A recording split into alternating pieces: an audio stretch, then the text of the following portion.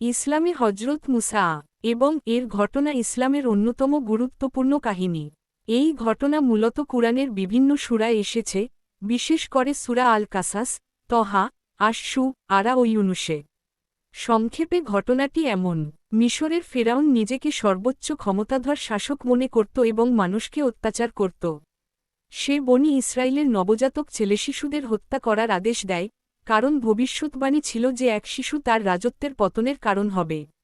সেই সময় আল্লাহর নির্দেশে মুসা এর মা তাকে একটি ঝুড়িতে রেখে নদীতে ভাসিয়ে দেন। আল্লাহর ইচ্ছায় শিশুটি ফেরাউনের প্রাসাদে পৌঁছে যায় এবং ফেরাউনের স্ত্রী তাকে লালন পালন করেন। বড় হওয়ার পর আল্লাহ মুসা কে নবুয়াত দেন এবং ফেরাউনকে এক আল্লাহর ইবাদতের দাওয়াত দিতে পাঠান। ফেরাউন মুসা কে অস্বীকার করে এবং জাদুকরদের এনে মোকাবিলা করতে চায়। আল্লাহ মুসা কে বহু মুজিজা দেন, যেমন লাঠি সাপে পরিণত হওয়া ও হাত উজ্জ্বল হয়ে যাওয়া। শেষ পর্যন্ত ফেরাউন বনি ইসরায়েলকে তাড়া করে সমুদ্র পর্যন্ত পৌঁছে যায়। আল্লাহর আদেশে মুসা লাঠি মারলে সমুদ্র দ্বিখণ্ডিত হয়ে রাস্তা তৈরি হয়। মুসা ও তার অনুসারীরা পার হয়ে গেলে ফেরাউন ও তার বাহিনী ডুবে যায়। এই কাহিনীর মূল শিক্ষা: অহংকার ও জুলুমের পরিণতি ধ্বংস। আল্লাহর উপর ভরসা করলে তিনি সাহায্য করেন। সত্য শেষ পর্যন্ত বিজয়ী হয়। আপনি চাইলে আমি এই ঘটনাটি শিশুদের জন্য সহজ ভাষায়, বিস্তারিত ইসলামিক ব্যাখ্যাসহ, কুরআনের আয়াতসহ, অথবা ইতিহাসভিত্তিক আলোচনা আকারেও বলতে পারি। হজরত মুসা এর জীবনের সাথে এর সংঘর্ষ বহু বছর ধরে চলেছিল। ইসলামী বর্ণনায় এটি শুধু একজন নবী ও এক শাসকের গল্প নয়, বরং সত্য ও মিথ্যার লড়াই হিসেবেও দেখা হয়। ফেরাউনের অত্যাচার। ফেরাউন মিশরের শাসক ছিল। সে নিজেকে সর্বোচ্চ প্রভু বলে দাবি করত। বনি ইসরায়েল জাতিকে সে দাসের মতো ব্যবহার করত। তাদের দিয়ে কঠিন কাজ করানো হতো এবং অত্যাচার করা হতো। এক সময় জ্যোতিষী বা ভবিষ্যৎবাণীকারীরা জানায় যে বনি ইসরায়েলদের মধ্য থেকে এক ছেলে জন্ম নেবে, যে ফেরাউনের ক্ষমতার পতনের কারণ হবে। তখন ফেরাউন নবজাতক ছেলেদের হত্যা শুরু করে। মুসা এর জন্ম ও রক্ষা। এই ভয়াবহ সময়ে মুসা জন্মগ্রহণ করেন। আল্লাহ তার মাকে অনুপ্রাণিত করেন শিশুকে একটি বাক্সে রেখে নদীতে ভাসিয়ে দিতে। অদ্ভুতভাবে সেই বাক্স ফেরাউনের প্রাসাদের কাছে পৌঁছে যায়।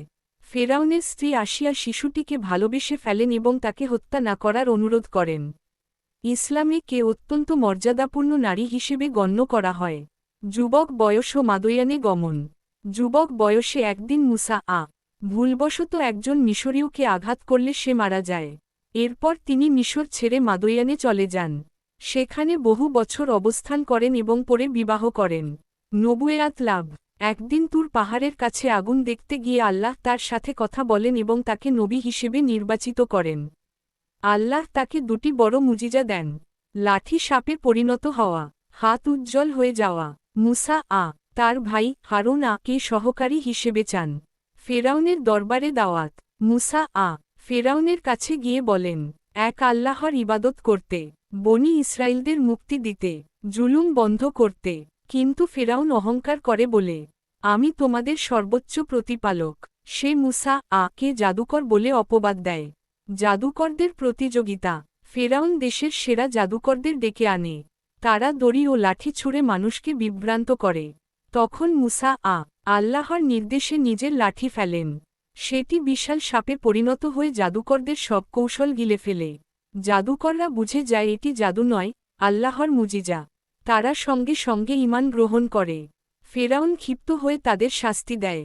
বিভিন্ন গজব। ফেরাউন বারবার অবাধ্য হওয়ায় আল্লাহ মিশরে নানা দুর্যোগ পাঠান: বন্যা, পঙ্গপাল, উকুন, ব্যাঙ, রক্তের দুর্যোগ। তবুও ফেরাউন অহংকার ছাড়েনি। সমুদ্র দ্বিখণ্ডিত হওয়া। শেষে আল্লাহ মুসা কে বনি ইসরায়েলদের নিয়ে মিশর ত্যাগের নির্দেশ দেন। ফেরাউন বিশাল সৈন্যবাহিনী নিয়ে তাদের পিছু নেয়।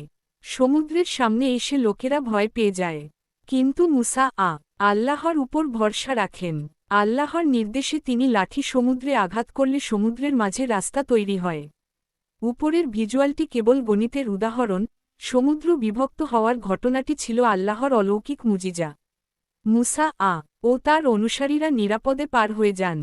ফেরাউন ও তার সৈন্যরা সেই পথে প্রবেশ করলে পানি আবার একত্রিত হয়ে যায় এবং তারা ডুবে মারা যায়। ফেরাউনের শেষ কথা। ডুবে যাওয়ার সময় ফেরাউন ঈমান আনার কথা বলেছিল, কিন্তু তখন আর তা গ্রহণ করা হয়নি, কারণ সে মৃত্যুর মুখে পড়ে বাধ্য হয়ে বলেছিল।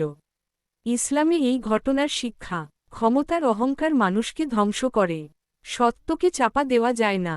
আল্লাহ যাকে রক্ষা করেন, তাকে কেউ ক্ষতি করতে পারে না। ধৈর্য ও ঈমান শেষ পর্যন্ত বিজয় এনে দেয়। চাইলে আমি এখন কুরআনের নির্দিষ্ট আয়াতসহ ফেরাউনের মৃতদেহ নিয়ে আলোচনা, ইতিহাস ও প্রত্নতত্ত্বের তথ্য বা শিশুদের গল্প আকারে পুরো ঘটনাটি বলতে পারি।